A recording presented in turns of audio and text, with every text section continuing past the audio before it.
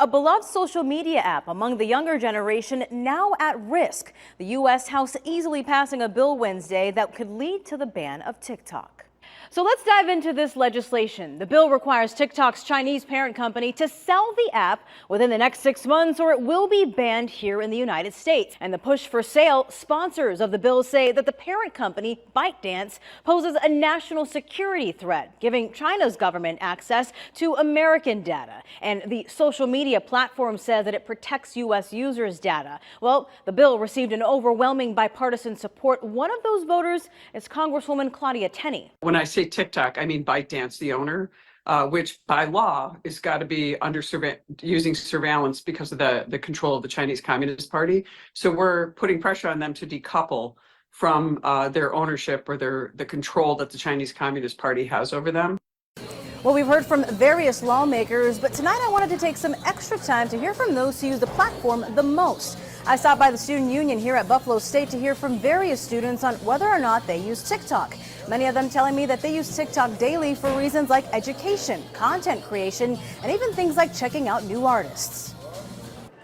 I use it for entertainment purposes, and I feel like TikTok can help me build my self-profile and like expand myself in terms of meeting new people and having new connections. Chris Bodie is a sophomore at Buffalo State University. He says he started using TikTok in January and has started creating content showcasing African dances and interviews that seem interesting to his peers. It has to be a bigger purpose, because if they really want to ban it, there has to be something wrong with TikTok for me, because there's always a good side and always a bad side. So I can't come here and downgrade them saying that they try to hurt us in a bad way. You never know, they could be seeing something bigger than we've seen it, that us kids and us young adults are not seeing what they're seeing. Junior Rose Constant also uses the popular app throughout her free time, and while she says it's a distraction, she says she's on it for educational purposes. I go straight to TikTok for everything.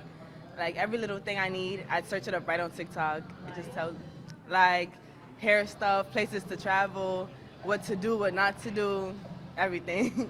Trending topics, all that. The same goes for freshman Cindy Paul, who has been using TikTok when it was originally called Musical.ly back in 2014. I just use it to for educational purposes and also finding new artists. Or for consuming news content like sophomore Jada Alvarez. I like using TikTok for a silly goofy time. It's like a little silly goofy time.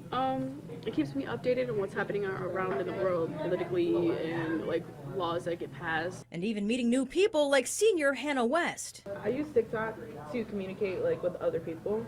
Like I've made a lot of friends in a lot of groups through them. Like I found a Bible study group. Regardless, it's a daily usage for everyone I spoke with on Wednesday, but something Congresswoman Claudia Tenney hopes there is regulation for. So we had opportunity to see some of the intelligence on what's going on and how much the Chinese Communist Party uses TikTok to surveil the United States, and it's a huge national security threat to our country. So this will not impact people there's something like 7 million people who are using this as their business platform, and so they will continue to be able to do that.